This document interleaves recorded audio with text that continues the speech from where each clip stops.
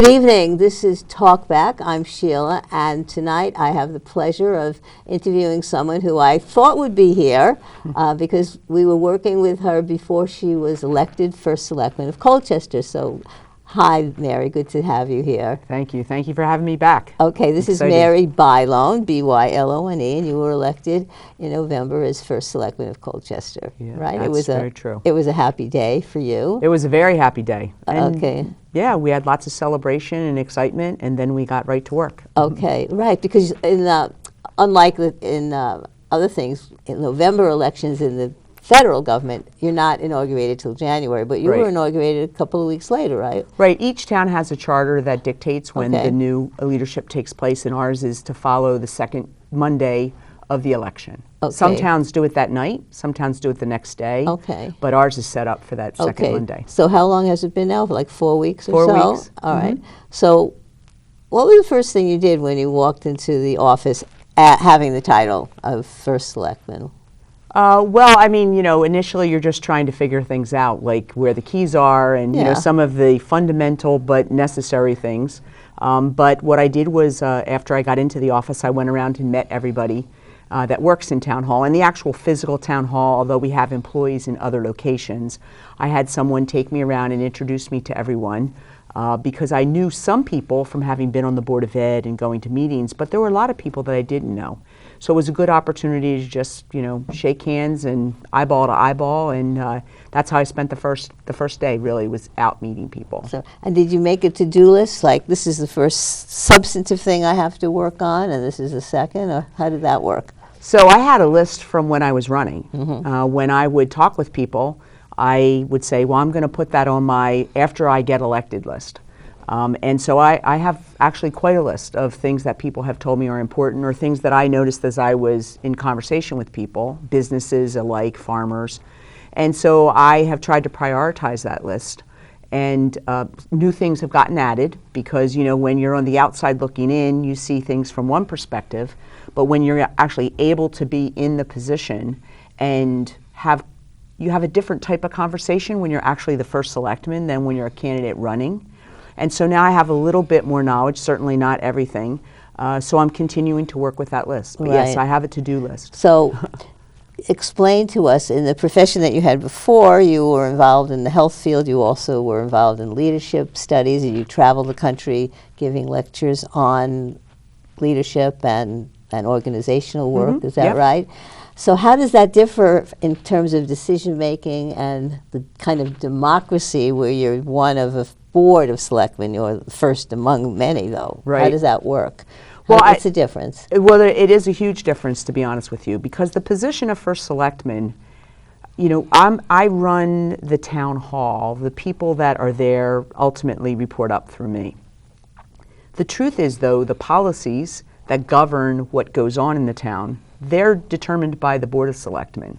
The finances, how money is spent, how much money is spent, etc., is initially determined by the Board of Finance and overseen by them, but then goes to the people for approval. In my industry of healthcare, I could see something that wasn't working. I could get a group together, we could decide what needed to be done, and then we could execute it. So we could meet at 9 o'clock in the morning, by 2 o'clock we could actually be doing something about it. There are a few things that you can do that way in government, but most of them require, taking something to the Board of Selectmen if you want to change a policy. So that is a learning curve for me, and I certainly don't want to make any mistakes. So I lean on some people that have been doing it for quite a while. We have a few Board of Selectmen members that they've been in place for a long time. Just describe how many people are on the board. So there are 5 of us, counting myself, and 3 of them have been on the board, and we have 1 new member, Taras Rudko. Okay, so you have 4 other selectmen, and they're both parties, so there's a bipartisan there, but you happen to be a Democrat, and you are the lead, and you are the employee of the town in the sense that you get the big salary compared to the others who are more volunteer. They are absolutely volunteers. They don't get any pay. No, they do not. So you're as a career professional. You are the executive, and you are there day-to-day supervising the activities of the town. So in a sense, you're the executive on the job doing the work. But as a Board of Selectmen leader, you're also a legislator, passing ordinances if necessary, policies. And having the leadership skills to try to influence the other boards, education, finance, as to what your priorities are and what your issues are for the town, right? Right. So that's a big job. It's a twofold job. Right. A lot of people think, like I've had phone calls and people think that as the first selectman you can just make something happen. And I'm like, well, it's a great idea. I happen to like it very much, but I need to take it to the Board of Selectmen. And there's a pause there. They're surprised. But I mean, that's not new. That's the way it was under Art and Greg and all the people before me. I mean, it's a process that's set up to ensure that the people of the community have a say in what happens, because the people on the Board of Selectmen, they're elected by the community to represent what their needs are. Yeah, I mean, you're essentially, in a way, the executive function you perform is like a town manager, right? Right. So other bigger towns, cities have city councils that make the policy and pass the laws, and then the city manager goes and implements that. So essentially that's what you are, but you also have the legislative function and the leadership function too with your policies. So tell me, what are you hearing from the people of Colchester? Is there any surprises in what you've heard since you've been elected that's different from when you were running, when you were campaigning? Not from the people. Okay. No, from the people, basically they're looking for safety and security. There's lots of concerns about how fast people drive on the roads and don't necessarily pay attention to speed limits, or like Buckley Hill, Route 16, a lot of those areas I've heard from those people, and they've visited me. I've had people visit me since I've been elected, some of them whom I had talked to prior when I was door knocking, but some are new people. Well, that's always an issue, especially Route 16. It's always been a difficult road, and I think over time there have been a lot of accidents on that road, isn't that so? There have, and I've had some conversation with the police, and it's a tough space because, like, some people would like to put a stoplight. The truth is, putting the stoplight on Buckley Hill on Route 16. The problem is it's a big downgrade at that point. But we might be able to get a flasher, placed a little bit higher up to kind of draw people's attention, that this is an area that does have cross streets and things, and slow down. And do the state police, I know they monitor the, like Route 2, because I've been a visitor and a guest for that. So I don't see state police monitoring Route 16 that much, or do they? They do. They do? They do. Okay. I mean, the officer told me that he could write 50 tickets today, and tomorrow he could write 50 tickets to 50 different people. And 16 is like Route 2. It's a way people pass through. They're not necessarily our local residents. Right. The people on Buckley Hill Road are. Yeah. So the people speeding on that road are most likely residents of Buckley Hill Road. But on Route 16, a lot of that is transient. Right. So the suggestions that you're making, who has to finally implement those suggestions? What's a state road? Okay. So So, the state has to do. so it's really about leveraging relationships that I've built with people at the state level to get some attention for it. We feel that we have enough evidence that shows that it's a dangerous area to travel, and that if we could do something, I mean, speed bumps are probably not the right idea. Traffic light we've pretty much ruled out. But one of the things that we are doing within the next couple weeks is we want to at least put the trailer out there that flashes the speed that you're going. Just, again, it's an awareness thing. Something, yes. But, emphasis on not texting while driving, all the things that cause accidents, throughout the state. So it's not. So that was a big concern. It was. What are some of the other concerns? Certainly people want to make sure that we're going to follow through on the senior center. I've had people come to visit me. Yesterday I had 2 women in my office that want to make sure that I'm committed to the senior center. There was a committee that was formed under Art that's put together of the community. Some people bring some real expertise around engineering and construction, and other people are people that use the senior center. So what stage of the plans are we in now? So we are putting out the request for a quote for an architect. Okay. First, we need to actually design. We own a piece of property that we believe will be utilized, but we need to get a drawing of the building to get an understanding of square footage, and that's going to be based on what are the things that people see this building doing. And then my ask of them is that we not build something that's just good for today, but that it's got some potential for growth, because our population in Colchester is aging, and we want to keep our seniors here. And we also have people who come from some other communities. So, again, we want Colchester to be a destination, because if we get them in to visit the senior center, maybe they go to one of our local restaurants and have lunch, and they put gas in their car at our gas station. So Colchester wins for that. Right. Well, given where you are now in the process, is there a projected date for opening? Can you make any? Well, I'll tell you, the committee is like got roller skates on. They're planning on being open in the year 2022. Originally, the timeline was December. They're thinking it might be April. Okay. So it's very aggressive. Of course, we have to get the bonding. We have to take it to referendum.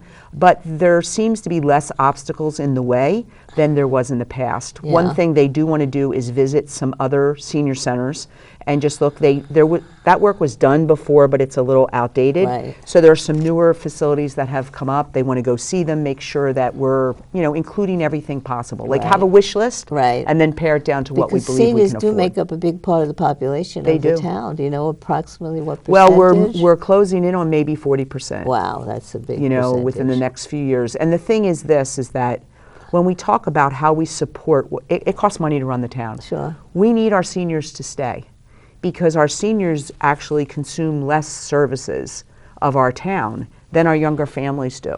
And so if we need everybody. But if we only have people who are here while they're consuming the largest resources, which would be using our public schools, and then they all leave, and people just keep coming in that consume little, the amount of burden onto the taxpayer increases. Right. So we need the seniors because they don't have children in school.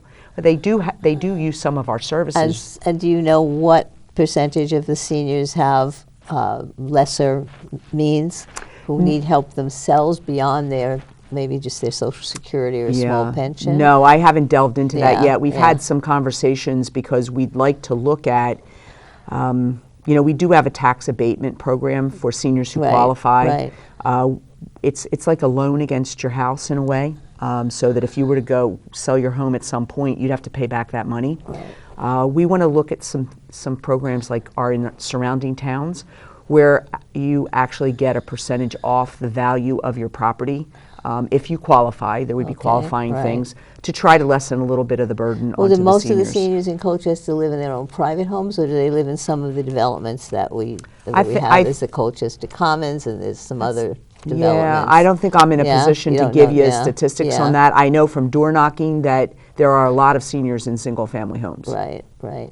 But of course, it's so important to have that resource, as our seniors, so many of them are struggling with loneliness more than even financial deprivation. And that's a huge thing Yes. to get them out into a community that cares about Right. them. So the Colchester senior people have done a great job over the years in that very small facility compared Right. to other places. Right. It's limited by a number of things. Right. The physical layout. Right, It's yeah. well, it was a schoolhouse at one Right, time, right? yeah. It's 4 big rooms. Yeah. And we have put some money into the building we'll be putting in new windows. They've done a new boiler, but there's some other things that need to be done because that building is not slated to be torn down. We're going to be looking to use that for other something services else, yeah. that are necessary. Right. So what else? So the senior center, that's really a big one, and you talked about being safe on the roads is huge Right. for our young people. I always see almost every year there's a couple of terrible accidents in Colchester that just break your heart. Over the years I've seen that too many times, right? So what else? What's the next issue that is on the minds of the citizens that you want to work on? So no surprise, it's taxes. Okay. Yeah. The cost of running the town. Okay. And not just the cost of running the town, but the cost that ends up on the burden of the taxpayer. So, basically, we put together a budget and say, how much is it going to cost for us to do what we say is necessary? Then we look to see what revenue do we have to offset that cost. The revenue never equals the cost. The balance is what drives the taxes. So, I don't see the cost of running the town going down. I mean, Yeah. anybody who would tell you that, I'd really and then, like to hear. people want services. Right, so they if want anything, they want growth, right? So what we need to do is we need to be fixing the piece, because what the approach right now would be, as the cost goes up but the revenue kind of stays flat, we just increase taxes. So what we need to be doing is fixing the revenue piece.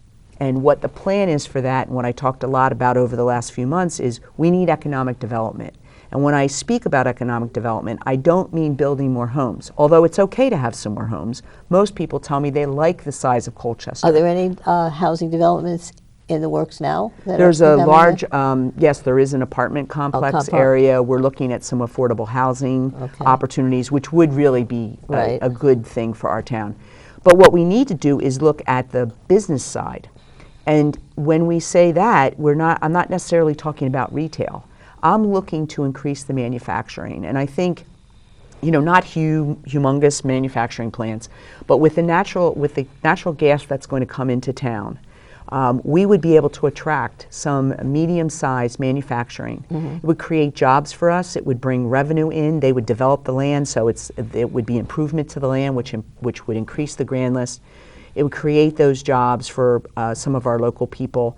And it aligns very well with a program that we have going on at Bacon Academy, which, according to Joe Courtney, is second to none in the state for a full-service high school, a comprehensive high school that offers a manufacturing program that our students can enroll in and be ready for a job. And we've got relationships with Electric Boat, and it's phenomenal. And so now, because we have capacity, we're looking at doing an evening program for adults. Wow. Because we've got the equipment, we have the teachers, right? And so expanding this to adults, and then even possibly being able to increase the number of manufacturing slots that we have for students, which could attract students from other towns. That's the one thing and boost our census. I always think about Connecticut. We have a fantastic educational system, higher education, but we often don't figure out how to match the skills and the quality of the education with the jobs that are here. And so we get our students in college leaving Connecticut to go elsewhere for opportunities. We can't have that. Right, and it's also hard to draw in manufacturing companies if they can't find labor. Right. And transportation is also an issue. Do you find that?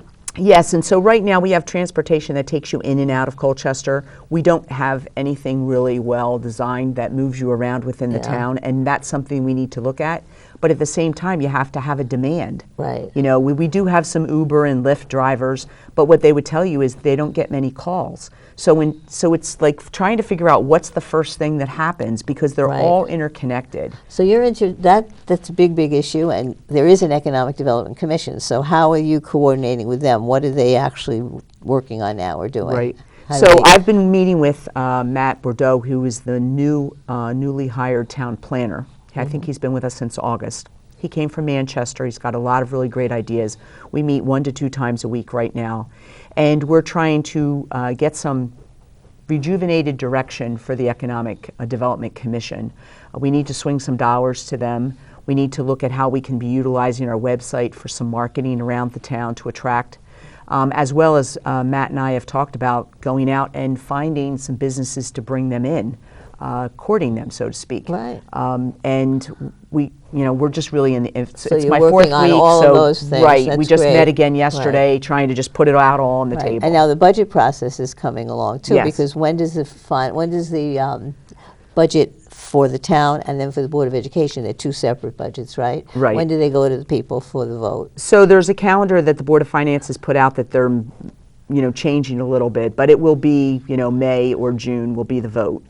So all the work is started. Board of Ed usually does a lot more of the early work because we share a chief financial officer. So Maggie Cosgrove and her team can only do so much. Right. So we let the Board of Education, which is a very complicated budget in comparison to the town and many more dollars. She works with them first and kind of gets the first run of that going.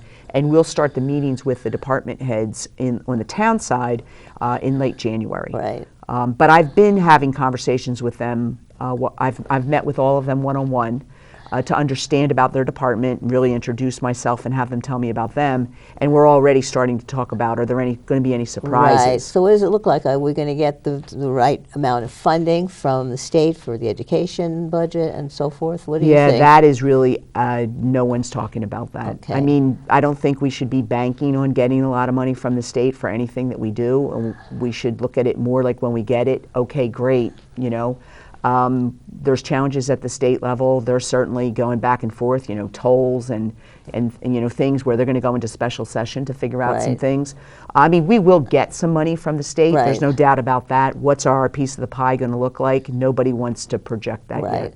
So you want people to feel like you're providing them all the services they need and more. You want to expand those services for better quality of life in Colchester, but sometimes that might cost a bit, and you have to do the best you can to bring in a budget that will take all of that into consideration, right? Right. I mean, and that's what people have to understand. Right. And there always is a group every year that is going to vote down a budget, Absolutely. no matter what. Right, absolutely. So The curmudgeons who they don't. I don't have kids that go to school. I don't walk the streets. So I don't have a car. I don't need any of those services, right? Right, right. I never go out at night. I don't know what a street light is. Whatever. Right. That's a kind of not a good citizen type look at what you need to do to have a good.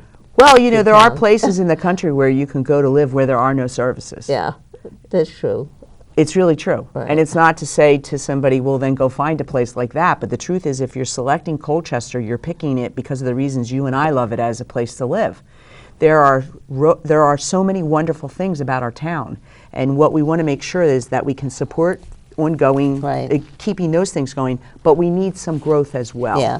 We're going to pick up a couple of more issues because we're, as always, there's so many things to talk about with you, and you have so many things on your mind. But I just wrote down, I want to tell you that you have 6 stools of your policies and programs, and one was just taking the pulse of the people, because you said you wanted to do that. Right. And that's what you're doing. And you've talked today about the priorities that the people are giving you, not that you're coming up with on your own, which is important. Right, and we're going to continue with community conversations after the first of the year, because the board meetings are not a place for dialogue. The board meetings are the business of the board. Right. They're citizens' comments, Right. which really aren't meant for a two-way street. Right. So what we're going to do is have scheduled meetings throughout the year in different locations so that the community come forward and just have a conversation. Exactly. That's great to have a forum and give Yep. them an opportunity to vent their concerns. Yep. That's great. So I had, taking the pulse of the people, economic development, which you've talked about, public safety, which you've kind of talked about, recreation and the seniors, which we've talked about, and education, which we've kind of touched on. I think those are kind of the 6 things that you're concerned about. Is there anything, what else is of interest to you that you want Well, to we work didn't on? really talk about recreation. No, okay. Because there is, certainly some attention needed to our fields, not just maintaining or upgrading what we have, but also looking at expansion. And that goes along as well with economic development, because when people are coming in for soccer tournaments, they're spending money in our town because they come from other places.